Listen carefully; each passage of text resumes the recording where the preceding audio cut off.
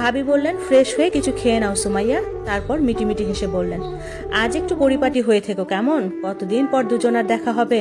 ভাবির কথায় লজ্জায় লাল হয়ে গেলাম। ভাবি চলে গেলেন। ওয়াশরুমে গিয়ে ফ্রেশ হলাম। রুমে ফিরে হাতে ভর দিয়ে চেয়ারে বসলাম।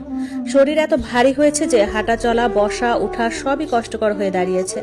মা বিভিন্ন রকম ফল নিয়ে এসে আমার পাশে বসলেন। খেতে খেতে অনেক গল্প করলাম।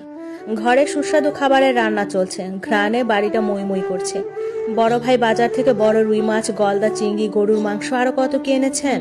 বাড়ির জামাই আসছে বলে কথা, কোনো দিক দিয়েই কোনো ত্রুটি নেই।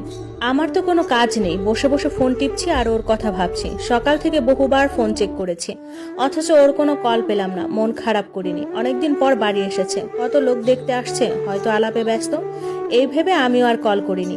11টার দিকে ভাবি হালকা গরম পানি দিয়ে গেলেন। গোসল করে কমফোর্টেবল একটা প্রেগনেন্সি ফ্রক পরলাম। মুখে হালকা ফেস পাউডার, চোখে হালকা কাজল আর ঠোঁটে লিপস্টিক দিলাম।